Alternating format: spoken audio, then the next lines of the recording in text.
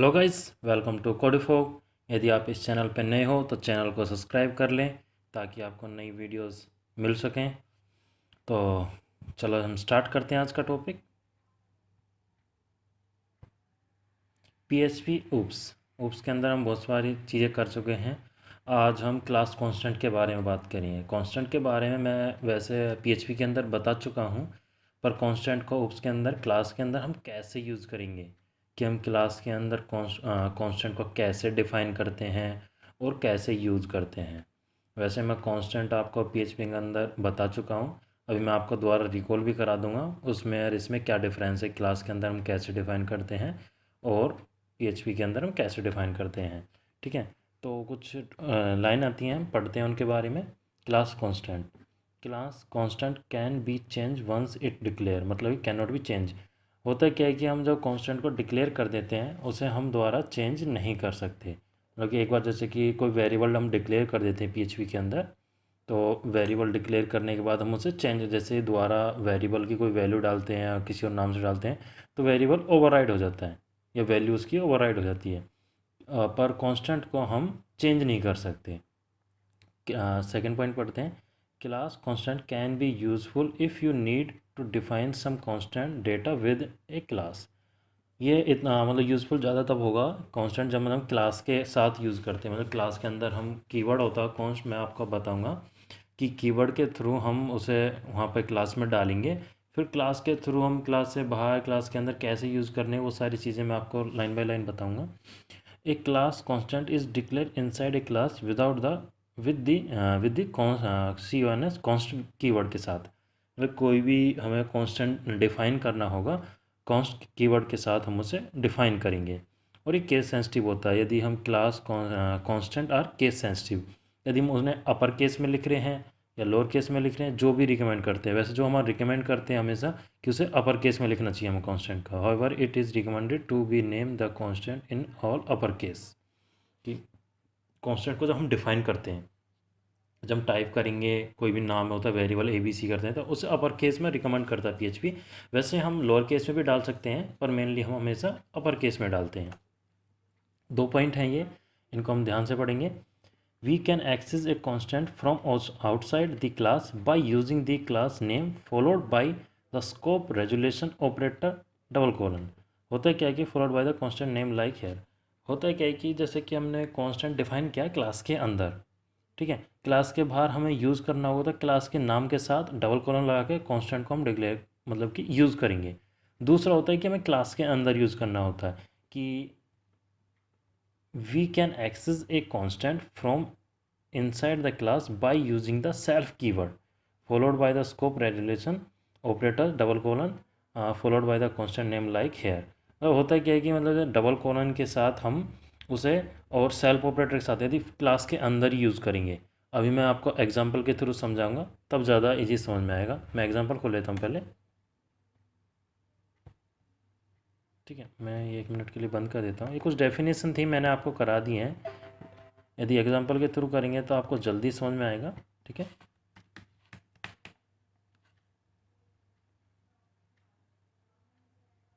ठीक है,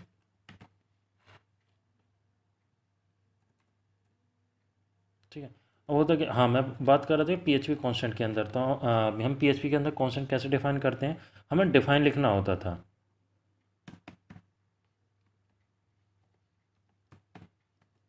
ठीक है, यहाँ पर नेम आता था, कोई भी कांस्टेंट हम डिफाइन कर रहे हैं, जैसे कोई भी ए बी सी, यदि हमें कैप्स में लिखना होता था कैप्स में लिखते थे और उसकी वैल्यू। ठीक है, हमने कुछ भी डाल दिया जैसे कि कोडेड फॉर या कुछ भी लिया, मैं कोडेड फॉर के डाल देता हूँ, कोडेड फॉर। ठीक है, मैंने डाल दिया तो ये कांस्टेंट डिफाइन हो चुका है। हमें इसे कैसे भी यूज़ करेंगे, इको। ठीक है, यूज़ करने के लिए हमें डॉलर ए बी सी लिखना होता है, डॉलर ए बी सी। ठीक है, और हम इसे चला देते हैं। ठीक है,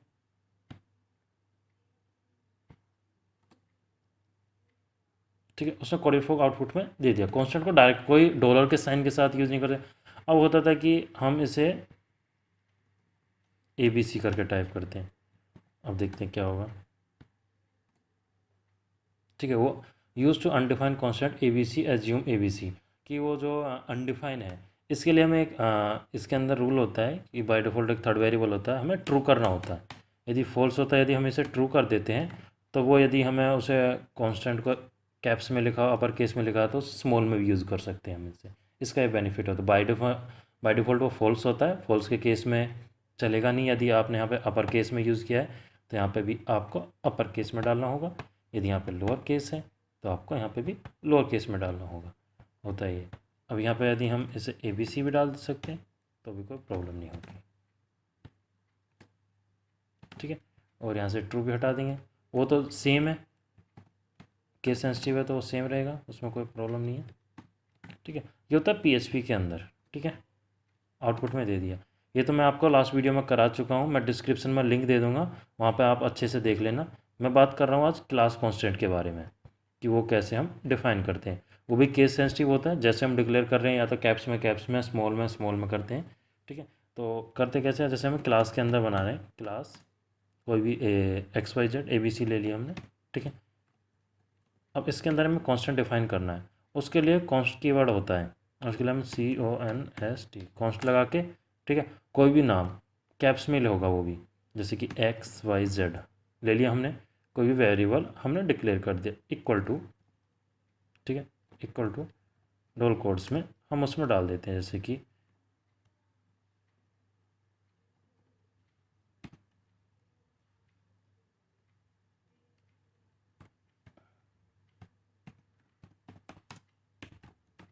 ठीक है, हमने कांस्टेंट डिक्लेयर कर दिया। ठीक है, अब हमने वैल्यू डाल दी। अब इसे जैसे यूज़ करना होगा, यूज़ करने के लिए हमें क्या करना होगा कि जैसे क्लास से बाहर, अब ये तो क्लास के अंदर है, क्लास से बाहर यूज़ करने के लिए क्या होना, हमें क्लास का नाम लिखना होगा ABC, ठीक है, डबल कोलन, ठीक है, और उसके साथ क्या डालना होगा, XYZ, ठीक है, और यहाँ पर कॉलम। इसे मैं E को करा देता हूँ ताकि वो प्रिंट हो जाए। वैसे सेव कर देता हूँ, इसे मैं रिफ्रेश कर लेते हैं। ठीक है, उसने कोड फॉग में आउटपुट दे दिया, मैंने कैश में डाला था ताकि थोड़ा सा अलग लगे।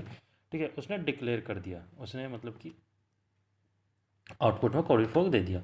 होता क्या है कि जैसे हम क्लास के अंदर कांस्टेंट डिफाइन करेंगे, यदि हम इसे नॉर्मल लिखते हैं उससे कोई फ़र्क नहीं पड़ता, XYZ स्मॉल में, तो यहाँ पर भी हमें XYZ डालना होगा, XYZ। ठीक है, सेव करते हैं, रिफ्रेश करके देखते हैं तो भी आउटपुट सेम ही आएगा। ये होता है कि आउटसाइड द क्लास, कि कांस्टेंट वेरिएबल को हम आउटसाइड द क्लास कैसे यूज़ करेंगे।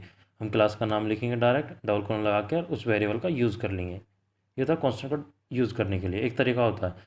ठीक है, दूसरा होता है कि हमें क्लास के अंदर यूज़ करना है, तो उसके लिए हम यूज़ करते हैं सेल्फ कीवर्ड। इसे हम कुछ टाइम के लिए कमेंट कर देते हैं। ठीक है, एक फंक्शन बनाते हैं,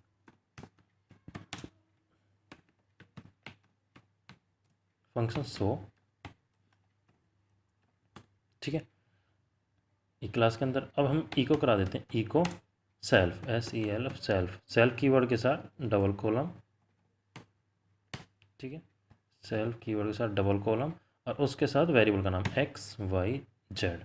ठीक है, हमने वेरिएबल डाल दिया। अब क्या होगा, अब हमें फंक्शन कॉल कराना पड़ेगा। फंक्शन कॉल कराने के लिए हमें क्लास का ऑब्जेक्ट बनाना पड़ेगा कि $OBJ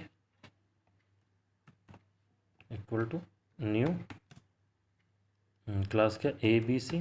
ठीक है, क्लास का ऑब्जेक्ट बनाए, और ऑब्जेक्ट के थ्रू $OBJ के थ्रू हम अपने फंक्शन को कॉल करा लेंगे। सेव करते हैं और रिफ्रेश कर देते हैं, और फॉग दे दिया। मतलब कि होता क्या है कि विद इन द क्लास डाल देते हैं।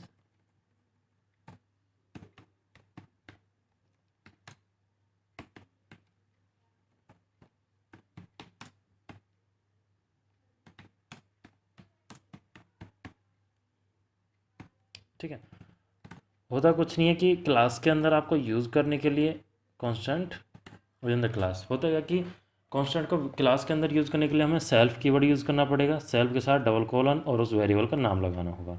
यदि उससे बाहर यूज़ कर रहे हैं तो आप डायरेक्ट क्लास का नाम लिखना होगा ABC और डबल कोलन और जो भी आपका वेरिएबल है XYZ। बस, बहुत ही सिंपल सा फंडा, और कुछ नहीं है कांस्टेंट के अंदर। ठीक है, क्लास का नाम जो भी है ABC था,